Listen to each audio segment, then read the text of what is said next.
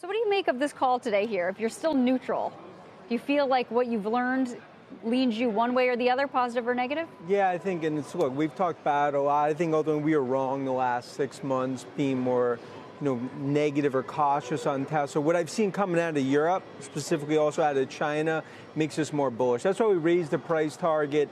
Still, right now, it's a bit wait and see to see what we see in 1Q and 2Q. But nonetheless, in terms of where it's tipping right now, it's bullish in terms of specifically Europe and China.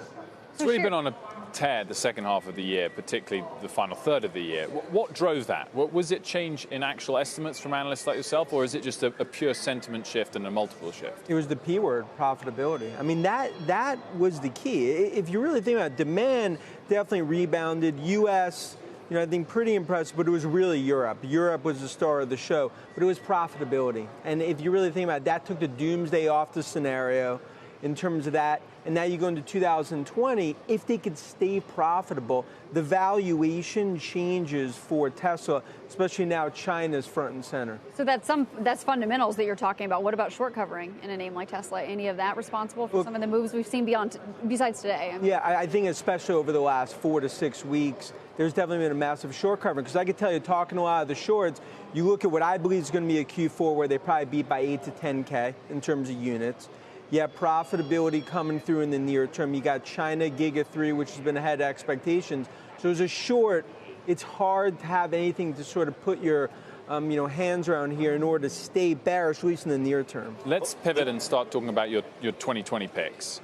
Apple is on the list once again, even though it's up 80% this year. How much more upside, and what's the key theme that supports Apple for the year ahead? Yeah, if we sit here a year ago, it was really a two-part theme, because I fundamentally view it a third of the install base, 350 million right now are in an upgrade opportunity. You've seen a big part of that success with iPhone 11. The next part is the 5G super cycle, and even though many will say, okay, it's hyped, it all comes down to the math. A third of not upgraded in 39 months. I put together 400 million units. I think they ultimately sell over the next 2 years. If you look at FANG more broadly, a lot of techlash still exists out there, though we haven't been speaking about it as much in the last several weeks. But looking into 2020, we know, at least we think, that President Trump will stay in the White House at least through the election. We don't know after that. What do you think happens from a regulatory standpoint to some of those big FANG names when so many are still calling to look at them and their potentially anti-competitive practices? Yeah, and I think to some extent you've seen them go from the defensive to the offensive in terms of what Zuckerberg and Amazon as well as Cook are doing. I continue to think it's more fines rather than fundamental business model changes. No doubt there's going to be a lot of noise, especially going to some of these hearings. But that's why I think you're seeing Google and some others going to get more into healthcare and financials. Facebook's going to continue to expand. So I think these companies, it's really, anytime these stocks are off on the regulatory, we're buyers of it in terms of our view of it's more fines rather than business model changes. Josh, are you nervous that, as you said earlier, 9% of the index is Microsoft, Apple, you throw in another couple of massive companies, Facebook and Google, that we can't have the same type of leadership again for another year and that the broader market suffers because of it?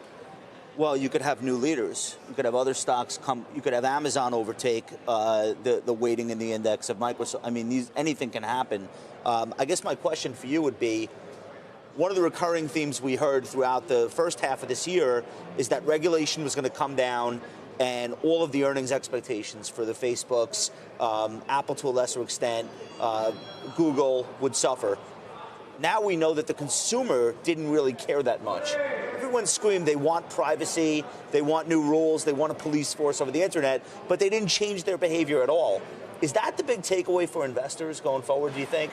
That there might be some minor regulatory differences, but as long as the consumer keeps coming back to these platforms, it'll be business as usual? Yeah, and you have your pulse on it as well as anyone. I think it all comes, look at Facebook, 2.5 billion reasons why that stock continues to go higher. And I think it does come down to the monetization is the key, not just in Facebook, but from what you see even when you look at GDPR in Europe and some of the impacts there. That's why to us, I continue to think FANG leads us higher. Our top FANG name is Apple because of the 5G supercycle, but really bullish across the board on overall tech. Josh, I like this one. Dan, you like Slack at this level? I mean, in my opinion, Slack is more of a winner's coming. situation in terms of that name. I'm more negative on Slack because of how I view Microsoft in terms of how they're positioned towards Slack on Teams. Our fundamental research on Slack continues to view that. We have a sell rating on Slack, and I still think that's a name that goes lower as they try to go up against Redmond on these Teams deals. I misread that. You wouldn't like that one, Josh. Oh, I don't mind. Well, I'll take the other side. Take the other side.